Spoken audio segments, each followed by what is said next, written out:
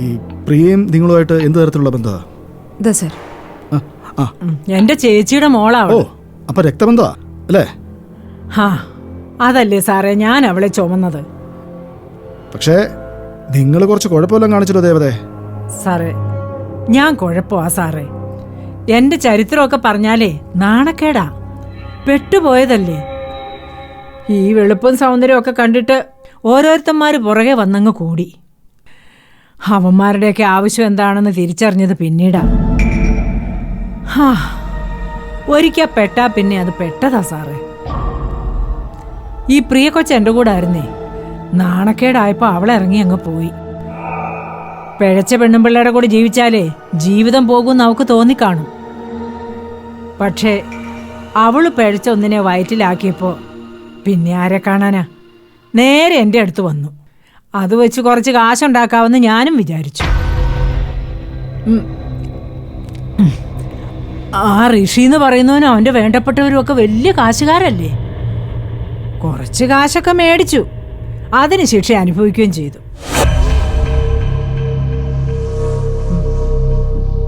ചതിച്ചതാ, എന്നെയല്ല, ആ പാവം കൊച്ചിനെ.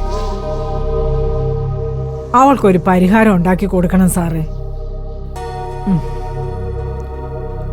ആ കൊച്ചിനു വേണ്ടി സപ്പോർട്ട് ചെയ്തേനാ ആൻസി കൊച്ചിന്റെ കള്ള വീഡിയോ ഉണ്ടാക്കി പ്രചരിപ്പിച്ച് നശിപ്പിച്ചത്. അപ്പൊ പിന്നെ ഒരുമിച്ച് നിൽക്കണ്ടായോ സാറേ? സാറ് പറ. വേണം, ഇനി ഒരുമിച്ച് തന്നെ നിൽക്കണം. കുറച്ച് കറി ഒഴിക്കട്ടെ. ഇനി ഇവിടുന്ന് നിങ്ങൾ എങ്ങോട്ടാ പോകുന്നത്? മതി. പ്രിയ താമസിക്കുന്ന വീട്ടിലേക്കോ? ആന്ന് സാറേ, ഒരു വീടിന്റെ പോർഷനാ. അവള് തുണിക്കടയിൽ തുണി എടുത്തു കൊടുക്കാൻ നിൽക്കുക. കൈക്കുഞ്ഞിനെയും വെച്ചോണ്ട് വലിയ പാടാ. പക്ഷെ ജീവിക്കണ്ടേ. എന്നെ പോലെ ഇറങ്ങാൻ അവക്ക് പറ്റത്തില്ലല്ലോ. ആൻസി കുഞ്ഞ് സഹായിച്ചത് കൊണ്ട് അവള് പിടിച്ചു നിന്നത്. എന്നാൽ ആൻസി എല്ലാം ആ വീട്ടിൽ പറഞ്ഞ് ഏർപ്പാടാക്കി വെച്ചിട്ടുണ്ട്. ചെന്നാ മതി. രാവിലെ നിങ്ങൾ പ്രിയയും പൊടിക്കുഞ്ഞിനെയും കൂട്ടി ആനന്ദന്റെ തറവാട്ടോട്ട് ചെല്ലണം. ഫസ്റ്റ് അങ്ങനെ തന്നെ വേണം. ആൻസി കൊച്ചും കൂടെ കാണൂല. ആൻസി വരേണ്ട സമയമൊക്കെ ഞാൻ പറഞ്ഞോളാം. ആദ്യം പ്രിയയും കൊച്ചിനെയും കൊണ്ട് നിങ്ങൾ പോകണം കേട്ടോ.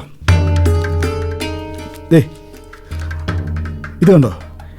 ഇതൊരു കീ ചെയിൻ ക്യാമറയാ. കയ്യില് ചെറിയ പേഴ്സ് സാറേ. പവിത്ര, ഇതൊന്ന് ചാർജ് ചെയ്യണം. എന്നിട്ട് അതിനകത്തോട്ട് ഇട്ട് കൊടുക്കണം. ശരി സർ. എന്നിട്ട് എന്തൊക്കെ വേണമെന്ന് ആഹാരം കഴിച്ചിട്ട് ഇനിറ്റ് വരുമ്പോഴത്തേക്ക് ഞാൻ പറയാം. ശരി. ഇതെങ്ങനെ ഓൺ ചെയ്തെന്ന് ഓഫ് ആക്കി നോക്കുന്നു പറഞ്ഞു കൊടുക്കാം. Okay sir. സാറേ, ആ കൊച്ചിന്റെ കാര്യത്തിൽ ഒരു തീരുമാനം ഉണ്ടാക്കണേ സാറേ. ഏത് കൊച്ചിന്റെ കാര്യത്തില്? ആ ആൻസി കൊച്ചും പിള്ളേരും വെറുതെ കാട്ടുമുക്കി കൊണ്ടിടാതെ ഇവിടെങ്ങാനും കൊണ്ടൊന്ന് നിർത്തിക്കൂടെ സാറേ? അവിടെ വൃത്തികെട്ട ഭർത്താവിനെയൊക്കെ അങ്ങനെയാ സാറേ ശിക്ഷിക്കേണ്ടത്. പവിത്ര, അവരെ കാര്യങ്ങൾ പറഞ്ഞ് മനസ്സിലാക്കുക. ശരി സർ.